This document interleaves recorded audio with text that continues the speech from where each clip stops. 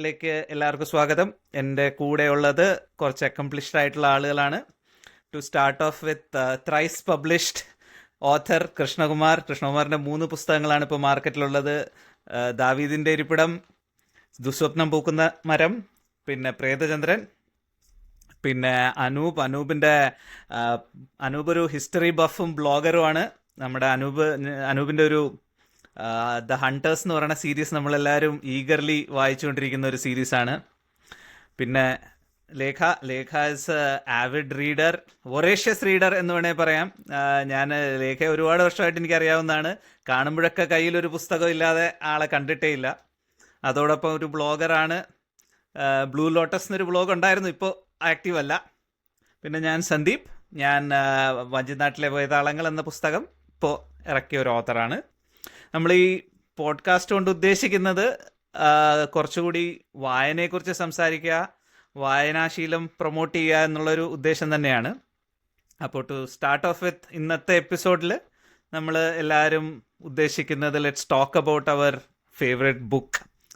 ഏറ്റവും കൂടുതൽ ഇൻഫ്ലുവൻസ് ചെയ്തിട്ടുള്ള ബുക്ക് എന്നുള്ള നിലയിൽ ഏത് പുസ്തകമാണ്, അതിനെക്കുറിച്ചുള്ള ബാക്ക്ഗ്രൗണ്ട് സ്റ്റോറി, ആ പുസ്തകത്തിൻ്റെ ഒരു ചെറിയ ബ്ലർബ്, അത്രയാണ് നമ്മൾ ഉദ്ദേശിക്കുന്നത്. അപ്പോൾ എനിക്ക് തോന്നുന്നു I will start with Lekha. What was your first book or what was your favourite book, ഏറ്റവും ഇൻഫ്ലുവൻസ്ഡ് ആയ പുസ്തകം? And then there were none എന്നൊരു ബുക്ക്, അഗത ക്രിസ്റ്റിയുടെ. എനിക്ക് തോന്നുന്നു ഒരു അഡൾട്ട് റീഡിങ്, വലിയ ആൾക്കാരുടെ പുസ്തകങ്ങൾ വായിച്ചുകൊണ്ടിരുന്ന പുസ്തകമാണ്. സോറി, ഇത് ആക്ച്വലി എനിക്ക് തോന്നുന്നു നമ്മുടെ സ്കൂളിൽ ഒരിക്കൽ ഒരു ടീച്ചർ എന്തോ അഗത ക്രിസ്റ്റിയെ കുറിച്ച് മെൻഷൻ ചെയ്ത് ഹെർക്യൂൾ പോയിറോ എന്ന് പറഞ്ഞ ഡിറ്റക്റ്റീവിനെ കുറിച്ചൊക്കെ പറഞ്ഞപ്പം ആവേശത്തിൽ പോയി പോയിറോന്റെ ബുക്ക് മേടിക്കാൻ പോയപ്പോൾ കൂട്ടത്തിൽ മേടിച്ച ബുക്കാണിത്. And this surprised me. ഞാൻ അന്നേ വരെ വായിച്ചിരുന്നത് നാൻസി ഡ്രൂവും ഫേമസ് 5 എന്നും ഒക്കെ വളരെ വ്യത്യസ്തമായിട്ട്, വളരെ അറ്റ്മോസ്ഫിയറിക് ആയിട്ട്, എല്ലാ ചാപ്റ്ററും ഒരു ക്ലിഫ് ഹാങ്ങർ ആണ്. അതിന്റെ എൻഡിങ് ഭയങ്കര സർപ്രൈസിങ്. മൊത്തത്തിൽ ഞാൻ ആകെ ആഹാ എന്നായിപ്പോയ ബുക്ക്. അങ്ങനെയാണ് ഞാൻ മിസ്റ്ററി വായിച്ചു തുടങ്ങിയത്. Till now I think this is still my favourite book. ഇതിന്റെ ഹിന്ദി സിനിമയുണ്ട്, ഗുംനാം. പിന്നെ ഗുംനാം ആണ്, അതല്ലേ ഇതല്ലേ അത് തോന്നിയ ബുക്ക്. ഇതാണ് എന്റെ ഫേവറേറ്റ് ഓൾ ടൈം. എത്ര വയസ്സിലാണ് വായിച്ചത്? അഡാപ്റ്റേഷൻസ് ഉണ്ടല്ലേ? ഉണ്ട് ആക്ച്വലി. ഇത് ഞാൻ മേ ബി ഐ വാസ് 6ാം ക്ലാസ്സിലോ 7ാം ക്ലാസ്സിലോ എന്തോ ആയിരുന്നു. ആക്ച്വലി ആ ലൂസി ഫോളിയുടെ ബുക്സും ഏകദേശം ഇതേ മോഡൽ തന്നെയാണ്. മറ്റേ ഹണ്ടിങ് പാർട്ടി ആയാലും ഗസ്റ്റ് ലിസ്റ്റ് ആയാലും people getting together in one place, അത് കഴിഞ്ഞിട്ട് അതിൽ ഒരാൾ കൊല്ലപ്പെടുന്നു. ഒരു ട്രോപ്പ് ആണല്ലോ ലോക്ക്ഡ് റൂം മിസ്റ്ററി മാരത്തെ. സ്ലാഷർ ഫിലിംസ് ഒക്കെ ആ രീതിയിലാണ്. Cabin movies, like cabin fever. ആരാണ് കൊല്ലുന്നതെന്ന് പറയണ്ട, അതൊക്കെങ്കിലും വായിക്കണമെങ്കിൽ അവര് വായിച്ചോട്ടെ. എനിക്ക് സത്യം പറഞ്ഞാല് എനിക്ക് ആ രാവിലെ രംഗോലിയിലെ പാട്ടുണ്ടല്ലോ, മറ്റേ രംഗോലിയിൽ മിക്കവാറും ഈ പാട്ട് വരുമ്പോ നമ്മളെല്ലാം കൂടി ഇതിലെങ്കിലും സ്റ്റക്കായി പോകും. ഗുംനാം ഹേ കോയി. ആക്ച്വലി അത് ആ പടം കാണുമ്പോ അത് ഇതും പിന്നെ കഹീം ദീപ് ജലെ കഹീം ദിൽ എന്നുള്ള 2 പാട്ടും. ഈ 2 പാട്ടും ഭയങ്കര ഹോണ്ടിങ് ആണെന്ന് വെച്ചാൽ എനിക്ക് ഇപ്പോഴും കേൾക്കുമ്പോ ഒരു വല്ലാത്ത എന്താ പറയണേ, ചൈൽഡ്ഹുഡ് മെമ്മറീസ് ഒക്കെ അൺലോക്ക് ആവില്ല. ട്രോമയൊന്നും അല്ല, പക്ഷെ അതൊരു ഐ മീൻ ഹൊറർ കണ്ടു കഴിഞ്ഞാൽ നമുക്ക് ശരി ഇതൊക്കെ കണ്ടാൽ പേടിക്കും, പക്ഷെ എന്നാലും ഇത് കാണാനൊരു ഇതുണ്ടല്ലോ, ആ ഒരു സംഭവം അതൊക്കെ അൺലോക്ക് ആവും. അപ്പോ പിന്നെ അത് മാത്രമല്ല, ആ പാട്ടിന്റെ പിക്ചറൈസേഷൻ കണ്ടു കഴിഞ്ഞാൽ നമുക്കതൊരു ഹോളിവുഡ് മൂവിയാണെന്ന് തോന്നും. കാരണം ഇവരൊരു ക്രാഷ് ലാൻഡ് ചെയ്യാണ്, പ്ലെയിൻ എന്തോ ക്രാഷ് ലാൻഡ് ചെയ്യുവാണ്. അപ്പൊ അതില് വരുന്ന എല്ലാവരും നല്ല ലുക്കുള്ള ആൾക്കാർ. അപ്പൊ നമ്മുടെ മനോജ് കുമാർ, പിന്നെ പ്രാണാണോ പ്ലെയിൻ ചോപ്പയാണെന്ന് എനിക്ക് അറിയില്ല, പുള്ളി അങ്ങനെയൊക്കെ ഒരു ഹോളിവുഡ് ഈ ഒരു വില്ലനിഷ് ലുക്ക് ഉണ്ട് അവർക്കൊക്കെ. ആ കാണുമ്പോ തന്നെ നമുക്ക് ഒരു എന്താ പറയാ, ബഹുമാനിക്കുന്ന ഒരു വില്ലൻ ഒരു ലുക്കും. പിന്നെ അതിനകത്തുള്ള പല ലേഡീസ് എല്ലാവരും അവരവരുടെ കോസ്റ്റ്യൂംസും അതൊക്കെ കാണുമ്പോൾ നമ്മൾ വിചാരിക്കുന്നത് ഹോളിവുഡ് പടത്തിന്റെ റീമേക്ക് അല്ലെങ്കിൽ ഹോളിവുഡ് സിനിമ തന്നെയാണെന്ന് വിചാരിച്ചു. പിന്നെ ഇതിനെപ്പറ്റി വളരെ പോളിഷ്ഡ് ആയിട്ടുള്ള ആളുകളാണ് ആ പടത്തിൽ എല്ലാവരും. ആ ടൈമില് അങ്ങനെ ഒരു ഇമിറ്റേഷൻ ആണ്. മീൻസ് ആക്ച്വലി അതൊരു എന്തായാലും ഇമിറ്റേഷൻ ആയതുകൊണ്ട് തന്നെ ചിലപ്പോൾ അത് ആ ഒരു ഫീൽ കൊടുത്തായിരിക്കാം. സൊസൈറ്റിയിലെ അപ്പർ ക്ലാസ്സിലുള്ള ആളുകളെ തന്നെ കൊണ്ട് അതിൽ ഇരുത്തിയതായിരിക്കാം. പക്ഷെ ആ പാട്ട് മാത്രമേ കണ്ടിട്ടുള്ളൂ, ഞാൻ സിനിമ കണ്ടിട്ടില്ല. പിന്നെ ഈ പുസ്തകത്തിനെ പറ്റി വായിച്ചതും ഞാൻ പിന്നെ ആക്ച്വലി ഇതിന്റെ സിനോപ്സിസ് ഒരാൾ എനിക്ക് പറഞ്ഞു തന്നപ്പോ തന്നെ ഞാൻ ഓക്കെ, ഇനി ഞാൻ ബുക്ക് വായിക്കാൻ പറ്റില്ല എന്ന് വിചാരിച്ചാണ്. പക്ഷെ കൊല്ലങ്ങൾക്ക് ഇപ്പുറം ഈ ബുക്ക് ഈ അടുത്ത് ഏകദേശം ആ കോവിഡ് സ്റ്റാർട്ട് ചെയ്ത ടൈമിൽ എന്റെ കയ്യിൽ കോപ്പി ഇരിക്കുന്നത് ഞാൻ തുറന്ന് നോക്കിയിട്ട് എനിക്ക് സത്യം പറഞ്ഞാൽ അത് ആക്ച്വലി അഗത ക്രിസ്റ്റി എല്ലാ ട്രോപ്സും പുള്ളിക്കാരി എക്സ്പ്ലോർ ചെയ്തു, എല്ലാ സ്ട്രക്ചറും പുള്ളിക്കാരി നേരത്തെ സെറ്റ് ചെയ്തു. എന്ത് ചെയ്തു കഴിഞ്ഞാലും പുള്ളിക്കാരിയുടെ പുസ്തകം അല്ലേ, അതിൽ ഇതല്ലേ ഇതുമായിട്ട് ഇൻസ്പയർഡ് അല്ലേ എന്ന് തോന്നുന്ന ഒരു, എനിക്ക് സത്യം പറഞ്ഞാൽ ഷെർലക് ഹോംസ് ഫാൻസ് ഉണ്ടെങ്കിൽ എന്നെ തല്ലും, പക്ഷെ ഷെർലക് ഹോംസ് എനിക്ക് എന്നെ അത്ര അധികം ഇൻസ്പയർ ചെയ്തിട്ടില്ല.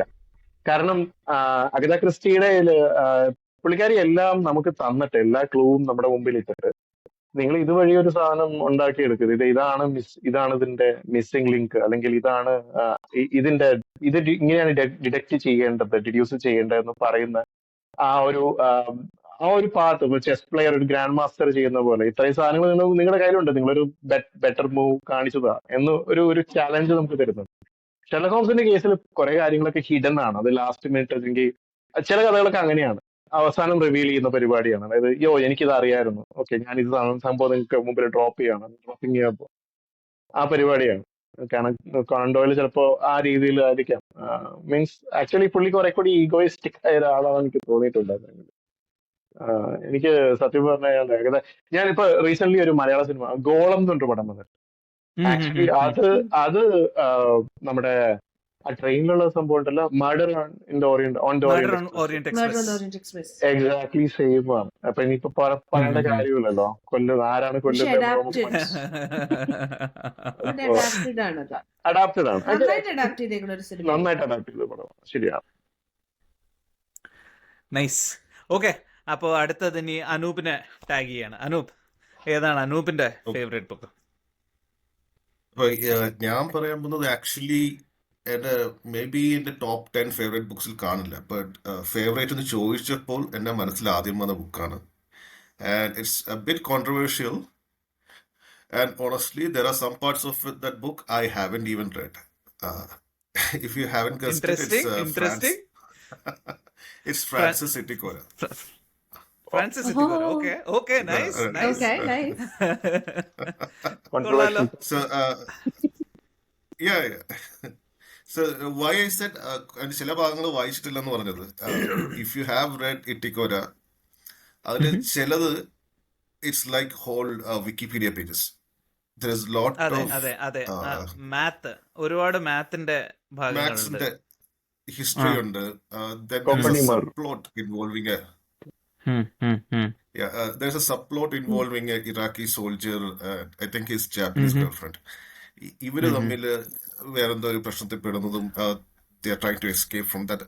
I think it's a South American subplot. I'm not sure. I don't remember that well.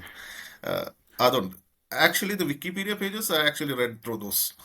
So for those who don't know, I'm very fascinated by history. So while I was reading that, എനിക്ക് കുറച്ച് അറിയായിരുന്നു already മാത്സിന്റെ ഒരു ഹിസ്റ്ററിയും ബാക്ക്ഗ്രൗണ്ടും. And by shear coincidence ഞാൻ ഹൈപ്പേഷ്യയെ കുറിച്ചൊരു movie, racial വൈസിന്റെ ഒരു movie ഞാൻ കണ്ടിട്ടായിരുന്നു.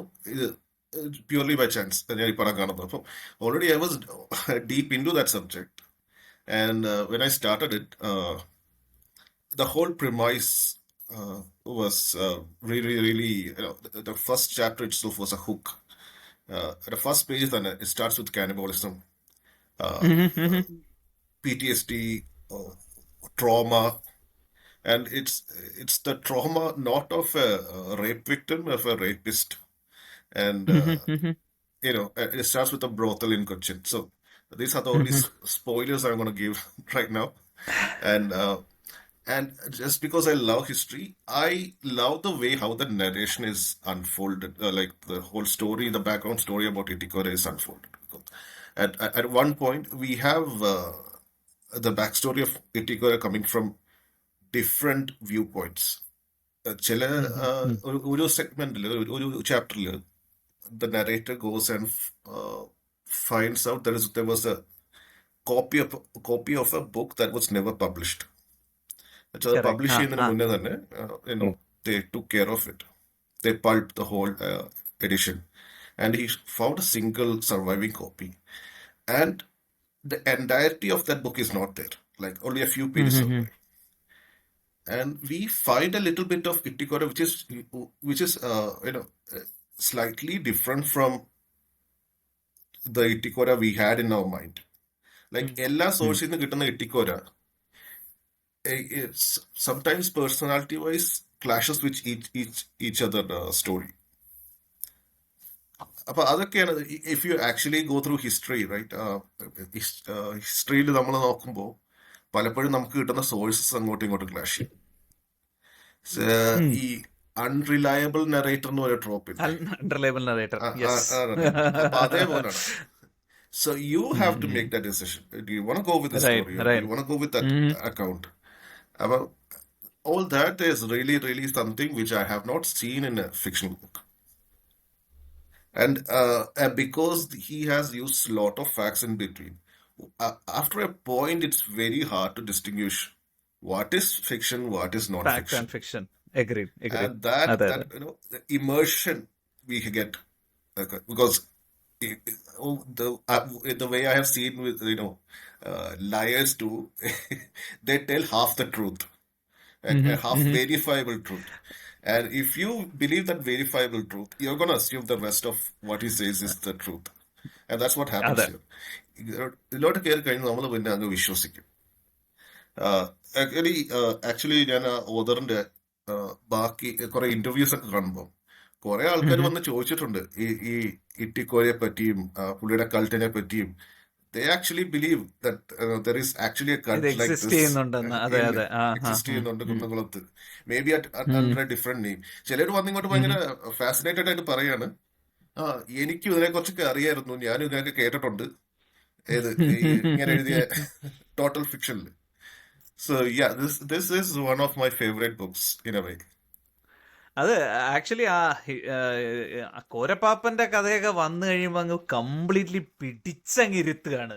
Completely എനിക്ക് ആകെ അതിൽ ആ പുസ്തകത്തിൽ കുറച്ചൊന്ന് ഒരു കല്ലുകടി തോന്നിയത് ആ അമേരിക്കക്കാരന്റെ ആ സ്റ്റോറി ഉണ്ടല്ലോ, അതില് പുള്ളിയുടെ എഴുതുന്ന ശൈലി ആയാലും അത് ഒരിക്കലും ഒരു അമേരിക്കക്കാരൻ അങ്ങനെ എഴുതില്ല എന്നൊരു ഫീലിംഗ് തോന്നിയിരുന്നു. അത് മാത്രമേ ആക്ച്വലി എനിക്ക് ആ മോഡേൺ പാർട്ട് കുറച്ച് ഒന്ന് ദഹിക്കാൻ ബുദ്ധിമുട്ടുണ്ടായിരുന്നു. പക്ഷെ അല്ലെങ്കിൽ വളരെ എൻജോയ് ചെയ്ത ബുക്കാണ്. ഞാനത് വായിച്ചപ്പം ഞാൻ അതുവരെ വായിച്ചിരുന്നത് എനിക്ക് തോന്നുന്നു ബെന്യാമിന്റെ മഞ്ഞവെയിൽ മരണങ്ങളിൽ മാത്രമാണ് ഇങ്ങനത്തെ ഒരു ലോർ മറിയം ഇൻക്ലൂഡ് സേവ. ചെയ്തിട്ടൊരു കഥ, മറിയം സേവ. അത് കഴിഞ്ഞിട്ട് ഞാൻ ഫ്രാൻസിസ് ഇട്ടിക്കോര വായിക്കുമ്പം എനിക്ക് എല്ലാ പേജിലും കുറെ പുതിയ കാര്യങ്ങളും നമ്മൾ മലയാളത്തിൽ നിന്ന് എക്സ്പെക്ട് ചെയ്യാത്ത ചില ഷോക്കിംഗ് ആയിട്ട് ഈ കാനിബലിസം വരെ നമ്മളത് ഈ ബുക്കിൽ ഇങ്ങനെ ഒരു കാര്യം വരുമോ എന്നുള്ളത് നമ്മൾ എക്സ്പെക്ട് ചെയ്യുന്നില്ല. അപ്പൊ എൻറ്റയർ ബുക്ക് എനിക്ക് ഭയങ്കര സർപ്രൈസിങ് ആയിരുന്നു. അതിൽ ദ എമൗണ്ട് ഓഫ് ബ്രൂട്ടാലിറ്റി ആണെങ്കിലും എല്ലാം എനിക്ക് സർപ്രൈസ് ആയിരുന്നു ആ ബുക്കിൽ. അതുകൊണ്ട് ഞാൻ എൻജോയ് ചെയ്തൊരു ബുക്ക്. ഈ പറഞ്ഞമാരെ ഇടയ്ക്കിടയ്ക്ക് ചില പേജുകൾ വായിക്കണ്ട എന്ന് വെക്കണോ എന്ന് തോന്നിയിട്ടുണ്ട്. പക്ഷെ again I always went back. ഞാൻ ഈ വിക്കിപീഡിയ സെർച്ച് ഒക്കെ നടത്തി ഈ പറഞ്ഞമാര് ഫ്രാൻസിസ് ശരിക്കും ഉണ്ടോ എന്ന് എനിക്കൊരു സംശയം തോന്നി. ഞാനും പോയി കുറച്ചൊക്കെ അന്വേഷണമൊക്കെ നടത്തി. മറിയം സേവ ഇതുമാരെ ഗൂഗിൾ ചെയ്ത ഒരാളാണ് ഞാൻ. അതുകൊണ്ട് അത് ആക്ച്വലി ഓഥറിന്റെ ഒരു സക്സസ് ആണ് എന്ന് പറഞ്ഞു കഴിഞ്ഞാല് അതാ പുസ്തകത്തിന്റെ ഗ്രിപ്പ് ആളില് പിടിച്ചു, അത് വിട്ടിട്ടില്ല എന്നുള്ളതിന്റെ ഒരു ലക്ഷണമാണ് ആളുകൾ പോയി പിന്നെ സെർച്ച് ചെയ്യുന്നത്. Absolutely wonderful. Alright Krishnakumar, what is your book? ഞാനിപ്പോ ആലോചിച്ചോണ്ടിരിക്കുന്നു ഏത് ബുക്കാന്നുള്ള കാര്യം. ഞാൻ എനിക്ക് സത്യം പറഞ്ഞ 2 ബുക്കാണ് എനിക്ക് ഓർമ്മ വരുന്നത്. ഒരെണ്ണം എല്ലാവരും ഇനീഷ്യേഷൻ എപ്പോഴും മലയാളത്തിലറിയാം. ബാത്റൂമിൽ പൂമ്പാറ്റയൊക്കെ ആക്ച്വലി എല്ലാവർക്കും പറയാവുന്ന കാര്യം തന്നെ. പക്ഷെ ഞാൻ ഓർക്കുവാണെങ്കിൽ യുറിക്ക വിജ്ഞാനോത്സവം ഉണ്ടല്ലോ, അപ്പൊ അതിനകത്ത് എനിക്ക് പ്രൈസ് കിട്ടിയത്, എനിക്ക് തോന്നുന്നു സെക്കൻഡ് പ്രൈസ് എങ്ങാണ്ട് കിട്ടിയ ബുക്കാണ്. പ്രൊഫസർ എസ് ശിവദാസിന്റെ വായിച്ചാലും വായിച്ചാലും തീരാത്ത പുസ്തകം എന്നൊരു ബുക്കുണ്ട്. പ്രൊഫസർ എസ് ശിവദാസ് ശരിക്കും ഒരു ശാസ്ത്ര സാഹിത്യ പരിഷത്തിന്റെ ഫൗണ്ടിങ് സെക്രട്ടറി എന്തോ ആയിരുന്നു, ആദ്യത്തെ ആരോ ആയിരുന്നു. അപ്പോ നല്ലൊരു റൈറ്ററാണ്. ഇപ്പൊ എഴുതിയിരിക്കുന്നത് ബാലസാഹിത്യമാണ്. പക്ഷെ ബാലസാഹിത്യം മാത്രമല്ല, ഈ പ്രകൃതി നിരീക്ഷണമാണ് ഇതിനകത്ത് മെയിൻ കാര്യം. ഇപ്പോ ഇക്കോളജിയും കാര്യങ്ങളും ഒക്കെ നമുക്ക് എന്തൊക്കെയാണ് ചുറ്റുവട്ടത്ത് നടക്കുന്ന കാര്യങ്ങൾ നിരീക്ഷിക്കാതെ നമ്മൾ എന്തായിട്ടും കാര്യമില്ലെന്നൊരു ഒരു ഫീൽ തരുന്ന ഒരു ബുക്കായിരുന്നു. ഈ ബുക്ക് എഴുതിയതിന്റെ പിന്നിലൊരു സ്റ്റോറി, അതിന്റെ മുഖവുര കൊടുത്തിട്ടുണ്ട്, ഒരു ആമുഖം കൊടുത്തിട്ടുണ്ട്. ശരിക്കും പറഞ്ഞാൽ ആമുഖം വായിച്ചപ്പോഴായിരിക്കും ചിലപ്പോൾ നമുക്കൊരു എന്തെങ്കിലും സ്വന്തമായിട്ട് എഴുതിയാൽ കൊള്ളാവുന്ന ഒരു ഇൻസ്പിറേഷൻ കൂടി വരുന്നതെന്ന് തോന്നുന്നു. ആ പ്രായത്തിൽ ഒരു 4ാം ക്ലാസ്സിന് മുമ്പ്, 3ഓ 4ലോ കൊണ്ട് പഠിക്കുമ്പോഴാണ് ബുക്ക് കിട്ടുന്നതായത്. അപ്പോൾ അത് കഴിഞ്ഞ് അതില് ശരിക്കും പറഞ്ഞാൽ അതിൽ പറഞ്ഞിരിക്കുന്ന കാര്യങ്ങളൊക്കെ അതായത് പുള്ളിയുടെ കൂടെ ഒരു കുറച്ച് കുട്ടികൾ അവരെ ഇമാജിൻ ചെയ്തിരിക്കാന്ന് തോന്നുന്നു. അവരുടെ കൂടെ നടക്കുന്നതും മറ്റേ എങ്ങനെ നമുക്ക് എന്താ പറയാ, ഈ പക്ഷി നിരീക്ഷണത്തിന്റെ കാര്യം പറയുന്നുണ്ട് അതിനകത്ത്. അപ്പൊ ഒരു പക്ഷിയുടെ ശബ്ദം നമുക്ക് കേൾക്കാം, ആ പക്ഷി എന്താന്ന് കാണാൻ പറ്റുന്നത്, മീൻസ് അതിനെ കണ്ടിട്ടില്ല. അപ്പൊ അതിന് എന്തായിരിക്കും കാരണം എന്നൊക്കെ ചോദിക്കുന്നുണ്ട്. അപ്പൊ ഓരോരുത്തരും ഇങ്ങനെ ഓരോ റീസൺ പറയുന്നത്. ചിലപ്പോൾ അത് ഒരുപാട് ഉയരത്തിലായിരിക്കാം. അപ്പൊ ഒരാൾ പറയുന്നുണ്ട് ചിലപ്പോൾ അതിന്റെ കളറ് ഇലകളുടെ കളറായിരിക്കാം, അതുകൊണ്ടായിരിക്കാം. അപ്പൊ അയാൾ പറയാണ് ഇതൊക്കെയാണ് നമ്മൾ അറിയേണ്ടത്. ശരിക്കും പറഞ്ഞാൽ ഇതൊക്കെയാണ് ഡിഡക്ഷൻസ്. ശരിക്കും പറഞ്ഞാൽ നമ്മൾ അങ്ങനെയൊക്കെയാണ് ഒബ്സർവ് ചെയ്യേണ്ടത്. പിന്നെ ഒരു കുളം കാണിക്കുന്നുണ്ട്. കുളത്തിനകത്തുള്ള ഇക്കോസിസ്റ്റത്തെ പറ്റി പുള്ളി പറയുന്നുണ്ട്, വളരെ പൊയറ്റിക് ആയിട്ട് പറയുന്നുണ്ട്. അതിനകത്തൊരു ഒരു ചെറിയൊരു കിങ്ഡമാണത്. ശരിക്കും പറഞ്ഞാൽ ഒരു ചെറിയ കുളമാണെങ്കിലും അതിന്റെ ഉള്ളില് നീർക്കോലി ഉണ്ടാവും, വാൽമാക്രികൾ കാണാം, അങ്ങനെ മീനുകൾ കാണാം. അപ്പൊ ഇതിന്റെയൊക്കെ ഇവര് തമ്മിലുള്ള ഫുഡ് ചെയിനും അങ്ങനെയുള്ള കാര്യങ്ങളൊക്കെ, അതൊക്കെ നമുക്ക് അന്ന് മനസ്സിലാകുന്നത് നമ്മൾ ഫുഡ് ചെയിനെ പറ്റി പഠിക്കുന്നതിന് മുമ്പ് ഇദ്ദേഹം അതൊക്കെ പറഞ്ഞു വെച്ചു. കാര്യങ്ങൾ എന്തൊക്കെയാണ്, ഈ ജൈവ പ്രക്രിയകൾ എന്താണെന്നൊക്കെ പുള്ളി അതില് എന്താ പറയാ ഒബ്സർവേഷനിൽ കൂടെ പ്രകൃതിയെ പഠിക്കുന്ന രീതി, അതൊക്കെ നല്ല രസമാണ്. പിന്നെ പുള്ളി ആ ബുക്കിലേക്ക് എത്തിയ കാര്യങ്ങൾ, ഒരാൾ പുള്ളിയെ നിർബന്ധിച്ച് ഏൽപ്പിക്കുകയാണ്, ഒരു ബുക്ക് എഴുതാൻ വേണ്ടി പറയുവാണ്. അതായത് പരിഷത്തിന് വേണ്ടി ഒരു പുസ്തകം എഴുതാൻ പറയുക, ബാലസാഹിത്യം എഴുതാൻ പറയുന്നുണ്ട്. അപ്പൊ ഇദ്ദേഹം ആദ്യം പുള്ളിക്ക് ഭയങ്കര റിലക്ടൻസ് ആണ്, എഴുതാൻ പറ്റില്ല എന്നൊക്കെ വിചാരിക്കുന്നു. പക്ഷെ ലാസ്റ്റ് ഡെഡ് ലൈൻ എത്താറാവുമ്പോഴത്തേക്കും പുള്ളി ഇങ്ങനെ പതുക്കെ തുടങ്ങിക്കഴിഞ്ഞപ്പോൾ എനിക്ക് പിന്നെ അങ്ങ് നിർത്താൻ പറ്റിയില്ല. ഞാൻ വളരെ ഇൻസ്പയർഡ് ആയി, എല്ലാം മാറ്റി വെച്ച് എഴുതാൻ തുടങ്ങി. അപ്പൊ ഞാൻ ആലോചിച്ചു, ഈശ്വര അങ്ങനെയൊക്കെ എഴുതാൻ പറ്റിയിരുന്നെങ്കിൽ നമുക്ക് നമ്മുടെ ഇഷ്ടത്തിനാണല്ലോ എഴുതുന്നത്, ആരും പ്രഷറൊന്നുമില്ല, പുള്ളിക്ക് പ്രഷർ തോന്നുന്നില്ല. കാരണം അതൊരു എന്താ പറയാ, അതൊരു എൻജോയ് ചെയ്ത് എഴുതുന്ന സംഭവമാണ്. അങ്ങനെ ചെയ്യാൻ പറ്റില്ല എന്നൊക്കെ അന്ന് ആലോചിച്ചിട്ടുണ്ട്. അത് എഴുതാൻ ശ്രമിച്ചിട്ടുണ്ട്. അന്നൊന്നും നമ്മൾ ഒരു കാര്യം കംപ്ലീറ്റ് ചെയ്യില്ല. പക്ഷെ ഇപ്പോഴൊക്കെ ഇപ്പൊ അങ്ങനെ വന്നിരുന്നെങ്കിൽ ഇടയ്ക്ക് തോന്നാറുണ്ട്, സമയത്തിനിടയിലൊക്കെ അങ്ങനെ ചെയ്യാൻ പറ്റിയിരുന്നെങ്കിലും. ചിലപ്പോ അങ്ങനെ ഒരു ക്രിയേറ്റീവ് റട്ടൊക്കെ അല്ലേ, അതൊക്കെ മാറ്റി നിർത്തി ചിലപ്പോ അതങ്ങ് ഒരു എന്താ പറയാ, ഒരു ഫ്ലഡ് ഗേറ്റ് ഒക്കെ തുറന്നങ്ങ് നമ്മളൊക്കെ ഇരുന്ന് പോകാറുണ്ട് ചില കാര്യങ്ങളൊക്കെ എഴുതുമ്പോൾ. അതൊക്കെ ഞാനിപ്പോ അതുമായിട്ട് കണക്ട് ചെയ്തു. രണ്ടാമത്തെ പുസ്തകം എന്ന് പറയുന്നത് ഒരു ദേശത്തിന്റെ കഥയാണ്.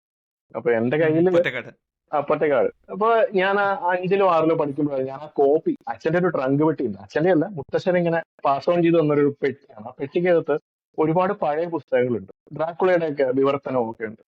അതില് ഡിക്കൻസിന്റെ അബ്രിജ് വേർഷൻസ് ഒരുപാട്, അതിന്റെ കൊച്ചിന് സമ്മാനം കിട്ടിയതൊക്കെ.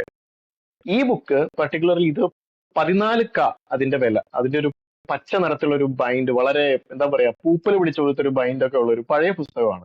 പേജൊക്കെ നമുക്ക് അറിയാം, വളരെ പ്രാചീനമായ പുസ്തകം, ഒടിഞ്ഞു പോയില്ലാന്നേ ഉള്ളൂ. പക്ഷെ പേജൊക്കെ വളരെയായിട്ട് ഇതായിട്ടുണ്ട്.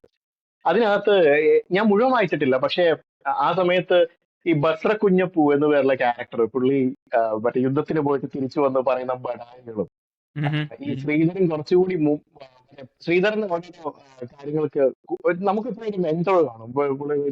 നമ്മളെക്കാൾ ഒത്തിരി പ്രായമുള്ള ഒരാളുണ്ടാവും, ആ പ്രായമുള്ള ആളുടെ കൂടെ പോയി ചിലപ്പോൾ നമ്മൾ കുഴപ്പത്തിൽ പെടാം. അയാൾക്ക് വേണ്ടി സഹായം ചെയ്യാൻ വേണ്ടി ആള് നമുക്ക് വേണ്ടി എന്തും ചെയ്യും. അപ്പൊ നമ്മളും പുള്ളിക്ക് വേണ്ടി ഒരു വിധേയത്വം നമ്മൾ കാണിക്കണമല്ലോ. അങ്ങനെ കാണിച്ച് കുഴപ്പത്തിൽ ചാടുന്നതും. പിന്നെ കുറെ ചില സാധനങ്ങൾ, കുതിര ബിരിയാണി എന്ന് വെച്ചാൽ പുട്ടും പഴവും, പുട്ടും പപ്പടവും കടലക്കറിയും കൂടി ചേർത്തിട്ടൊരു സാധനം കുതിര ബിരിയാണി എന്ന് അവിടെ പറയുന്നത്.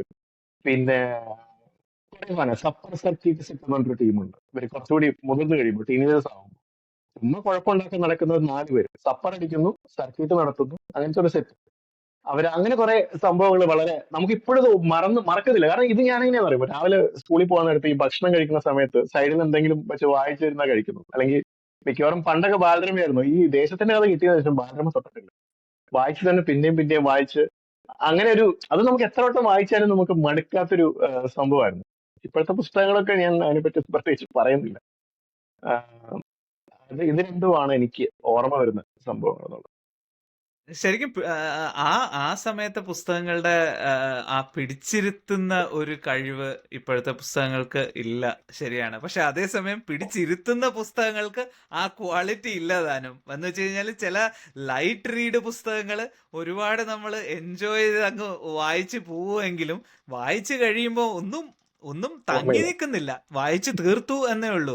അത് പ്രത്യേകിച്ചും ഞാൻ ശ്രദ്ധിച്ചത് കോവിഡ് കഴിഞ്ഞ സമയത്ത്, കോവിഡ് കഴിഞ്ഞിട്ട് ഒരു 2 കൊല്ലം പുതിയതായി ഇറങ്ങിയ പുസ്തകങ്ങൾ ഞാൻ വായിച്ചത്, അത് മലയാളം മാത്രമല്ല, അക്രോസ് ഓൾ ഓഥേഴ്സ് സ്റ്റാൻഡേർഡ് ഭയങ്കരമായി കുറഞ്ഞു എന്ന് എനിക്ക് തോന്നിയിരുന്നു. കാരണം ഈ കോവിഡ് സമയത്ത് എല്ലാവരും വീട്ടിൻ്റെ അകത്ത് അടച്ചിരുന്നതോടെ ആർക്കും എക്സ്പീരിയൻസസ് ഇല്ലാതെ, ആർക്കും ഒരു ഇൻസ്പിറേഷനും മോട്ടിവേഷനും ഇല്ലാതെ എഴുതിയ പോലെയാണ് മിക്കവാറും. എന്ന് പറഞ്ഞാൽ ഈ തേവി തേവി വറ്റിയ കിണറിന്റെ അടിയിൽ നിന്ന് ചെളിവെള്ളം കോരുന്ന പോലെയായിരുന്നു അവസാനത്തെ ആ സമയത്ത് ഇറങ്ങുന്ന പുസ്തകങ്ങൾ. അത് ഇപ്പോഴും ഞാൻ സ്ട്രഗിൾ ചെയ്യുന്നതാണ്. എന്ന് വെച്ച് കഴിഞ്ഞാൽ കിട്ടുന്ന പുസ്തകങ്ങൾ, നല്ല പുസ്തകങ്ങളുണ്ട്, പക്ഷെ എന്നാലും ഈ മൈൻഡ് ബ്ലോൺ ആവുന്ന പുസ്തകങ്ങൾ, പിടിച്ചിരുത്തുന്ന പുസ്തകങ്ങൾ എന്ന് പറയുന്നത് ഭയങ്കര കുറവാണ് ഇപ്പോൾ.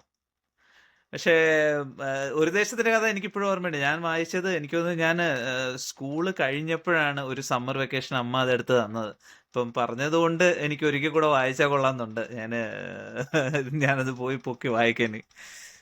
ഓൾറൈറ്റ്. അപ്പോൾ ഇനി എൻ്റെ സൈഡിൽ നിന്ന്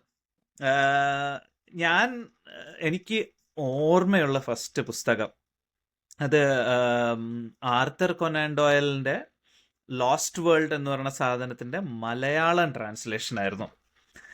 അത് അജ്ഞാതലോകം പൂമ്പാറ്റയില് അത് സീരീസ് ആയിട്ട് വന്നുകൊണ്ടിരുന്നു. അപ്പം എനിക്ക് തോന്നുന്നു ഞാൻ വായിച്ചു തുടങ്ങിയിരുന്നു ആ സമയത്ത്. പക്ഷെ എനിക്ക് ഈ നീണ്ട കഥ വായിക്കാനുള്ള കപ്പാസിറ്റി ഒന്നും ഉണ്ടായിരുന്നില്ല. അപ്പോൾ ഇത് പൂമ്പാറ്റ 2 ആഴ്ചയിൽ ഒരിക്കൽ കിട്ടും. അപ്പോൾ ശനിയാഴ്ച ഉച്ചയ്ക്ക് അമ്മ ബാങ്കിൽ നിന്ന് വരുമ്പോൾ പൂമ്പാറ്റ വാങ്ങിച്ചുകൊണ്ട് വരും. അമ്മയ്ക്ക് ഈ കഥ ഭയങ്കര ഇഷ്ടമാണ്. അപ്പോൾ ഇങ്ങനെ കട്ടിലിൽ കിടക്കും. അമ്മ നടന്നു വന്നിട്ട് 2-2:30 ആവും അമ്മ എത്തുമ്പോൾ. എന്നിട്ട് അവിടെ കിടന്ന് അമ്മയുടെ സൈഡിൽ ഞാൻ കിടക്കും. അമ്മ ഇത് വായിച്ചു തരും. ഓരോ എപ്പിസോഡും വായിച്ചു തരുമായിരുന്നു. അപ്പം അങ്ങനെ വായിച്ച പുസ്തകമാണ്. അതിലെ ചില ഫ്രേസസ് ഞാൻ അറിയാതെ തന്നെ എൻ്റെ എഴുത്തിൽ വരാറുണ്ട്. അത് അപ്പോഴാണ് ഞാൻ ഓർക്കുന്നത്, ഇത് അതിൽ നിന്നുള്ളതാണല്ലോ എന്ന് പറഞ്ഞ് ഞാനത് എടുത്തു മാറ്റാറുണ്ട്. പിന്നീട് ആ പുസ്തകത്തിൻ്റെ മാതൃഭൂമി ബുക്സ് പണ്ട് ഇതിൻ്റെ പുസ്തകം ഇറക്കിയായിരുന്നു. അത് എൻ്റെ കയ്യിൽ ഒരെണ്ണം ഉണ്ടായിരുന്നു കുറച്ച് നാൾ. ഇപ്പം കാണാനില്ല അത്. പക്ഷേ അത് ആ മലയാളം വേർഷൻ ഉണ്ടായിരുന്നു, ഇംഗ്ലീഷ് വേർഷനും ഉണ്ട്. ഇംഗ്ലീഷ് വേർഷൻ ആക്ച്വലി മലയാളം വേർഷനേക്കാളും കുറച്ചുകൂടി കുറച്ച് ഡിഫറെൻ്റ് ആണ്. പക്ഷെ അതിൻ്റെ മലയാളം ട്രാൻസ്ലേഷൻ, ഇംഗ്ലീഷും മലയാളവും വായിച്ചപ്പോൾ അതിൻ്റെ മലയാളം ട്രാൻസ്ലേഷൻ്റെ ബ്യൂട്ടി ഭയങ്കരമാണ്. എന്ന് പറഞ്ഞു കഴിഞ്ഞാൽ അതിൽ കാഷ്വൽ ആയിട്ടുള്ള കോൺവെർസേഷൻസ് ഉണ്ട്. മറ്റേ ഒരാൾ പ്രസംഗിക്കുമ്പോൾ കോളേജ് പിള്ളേർ അയാളെ കളിയാക്കുന്നുണ്ട്. അപ്പം ഇയാൾ പറയും, ആരാ അവിടെ കളിയാക്കുന്നത്, ഞാൻ അങ്ങോട്ട് വന്നാലുണ്ടല്ലോ എന്ന് പറയും. അപ്പോൾ ഇംഗ്ലീഷിൽ പറയുന്നത് കം ലവ് കം എന്ന് ഈ പിള്ളേര് വിളിച്ചു വന്ന്, മലയാളത്തില് അയ്യോ പൊന്നെ വേഗം വരണേ. അതുപോലെ ഇവര് കാട്ടിൻ്റെ ഇടയിൽ കൂടെ വഞ്ചിയിൽ പോകുമ്പോൾ ആദിവാസികൾ മരങ്ങളുടെ മുകളിൽ നിന്ന് ഇങ്ങനെ ചെണ്ട കൊട്ടി അങ്ങോട്ടും ഇങ്ങോട്ടും മെസ്സേജ് കൊടുക്കുന്നുണ്ട്. അപ്പോൾ അതിൻ്റെ English translation we shall kill you if we can എന്നുള്ളതാണ്. അപ്പോൾ അതിൻ്റെ മലയാളത്തിൽ അവർ ട്രാൻസ്ലേറ്റ് ചെയ്ത് ഒത്താൽ ഞങ്ങൾ നിങ്ങളെ തട്ടും. അങ്ങനെ ഭയങ്കര രസമുള്ള ഒരു ട്രാൻസ്ലേഷൻ ആയിരുന്നു. അപ്പം കഥ വളരെ സിമ്പിളാണ്. 4 പേര് ഒരു പ്ലാറ്റോ കണ്ടുപിടിക്കുന്നു. അത് അവിടെ ഇപ്പോഴും പ്രീ ഹിസ്റ്റോറിക് ക്രീച്ചേഴ്സ്, ആനിമൽസ് ഇപ്പോഴും ജീവിക്കുന്നു അവിടെ. എന്നിട്ട് അവർ ട്രാപ്ഡ് ആവുന്നു. എന്നിട്ട് അവിടെ നിന്ന് പുറത്തിറങ്ങാൻ നോക്കുന്നതാണ് കഥ. അത് ആക്ച്വലി കൊനൻ ഡോയലാണ് എഴുതിയതെന്ന് ഒരുപാട് നാൾ കഴിഞ്ഞിട്ടാണ് മനസ്സിലായത്. അപ്പം വളരെ സർപ്രൈസ്ഡ് ആയിരുന്നു. അതിൻ്റെ 2ാം ഭാഗമുണ്ട് ആക്ച്വലി, പോയ്സൺ ബെൽറ്റ് എന്നും പറഞ്ഞിട്ട്. അതായത് ഭൂമി ഈ അതിൻ്റെ റൊട്ടേഷനിൽ ഈ സോളാർ സിസ്റ്റം ഒരു പോക്കറ്റ് ഓഫ് പോയ്സണസ് ഗ്യാസസിൽ കൂടെ പോകുന്നു. ആ സമയത്ത് എല്ലാം ഭൂമിയിലുള്ളതെല്ലാം സ്റ്റില്ലാവും. അപ്പോൾ ഈ 4 പേരും, ഇതിൽ കഥയിലെ 4 അജ്ഞാത ലോകത്തിലുള്ള 4 ക്യാരക്ടേഴ്സും ഒരു വീട്ടിൻ്റെ അകത്ത് എയർ ടൈറ്റ് ആയിട്ടുള്ള ഒരു റൂമിലിരുന്ന് അത് ഒബ്സർവ് ചെയ്യുന്നതാണ്. കുറച്ചുകൂടെ ചെറിയ കഥയാണ്. Nowhere as good. ശരിക്കും പറഞ്ഞാൽ അജ്ഞാത ലോകം ഇസ് എ കൾട്ട് ക്ലാസിക്. അത് വെച്ച് നോക്കുമ്പോൾ ഒന്നും അത്ര എത്തില്ല, പക്ഷെ എന്നാലും it remains very close to my heart. ഞാൻ ഇപ്പോഴും എഴുതുന്നതിൽ എനിക്ക് ഒരുപാട് ഇൻഫ്ലുവൻസ് അതിൽ നിന്ന് ഉണ്ടായിട്ടുണ്ടെന്ന് എനിക്ക് തോന്നിയിട്ടുണ്ട്. എൻ്റെ മലയാളം വേർഷൻ എനിക്ക് ഇത്തവണ നാട്ടിൽ പോകുമ്പോഴെങ്കിലും എവിടുന്നേലും തപ്പി കണ്ടുപിടിച്ചാൽ കൊള്ളാമെന്നുണ്ട്. എന്റെ കയ്യിലുണ്ട്. ഞാനത് ഉണ്ടോ? ലോഗോസിന്റെ അതിനകത്ത് വരുന്നുണ്ട്. ആക്ച്വലി ലോഗോസിന്റെ ലോ സ്കീമിൽ ലോ അങ്ങനെ ആ ചെയ്യും. അത് ശരി. ഓ അത് ശരി. ആരാ പബ്ലിഷേഴ്സ്? അതറിയില്ല, നോക്കണം. നോക്കിയിട്ട് പറ. മാതൃഭൂമി ബുക്സ് ആണെങ്കിൽ DCO മാതൃഭൂമി ആയിരിക്കണം അവര്, കാരണം അതിൽ നിന്നാണ് കിട്ടിയത് ആ ബണ്ടിൽ. ഞാൻ ഈ കിൻഡിൽ അൺലിമിറ്റഡ് എടുത്തിട്ടുണ്ട്. അതിൽ മാതൃഭൂമി ബുക്സിന്റെ ഇ ബുക്സ് ഓൾമോസ്റ്റ് എല്ലാം ഒരുപാടെണ്ണം ഫ്രീ ആയിട്ടുണ്ട് കിൻഡിൽ അൺലിമിറ്റഡിൽ. അപ്പോൾ ഞാനിപ്പം മറ്റേ ആത്രേയകം എനിക്ക് അങ്ങനെയാണ് കിട്ടിയത്. ആത്രേയകം കിട്ടിയപ്പോൾ ഞാനത് വായിച്ചുകൊണ്ടിരിക്കുകയാണ്. പിന്നെ മറ്റേ മരണവംശമുണ്ട്. അങ്ങനെ ഒരുപാട് പുതിയ നല്ല പുസ്തകങ്ങൾ അതിലുണ്ടെന്നാണ് പറയണേ. എനിവേസ്, അപ്പോൾ എല്ലാവരുടെയും കഥകൾ കഴിഞ്ഞു. അപ്പോൾ നമുക്ക് ഈ എപ്പിസോഡ് ഇവിടെ വൈൻഡപ്പ് ചെയ്യാം. ഓക്കെ. അപ്പം ഞാൻ റെക്കോർഡിംഗ് സ്റ്റോപ്പ് ചെയ്യാൻ പോവാം. Sure.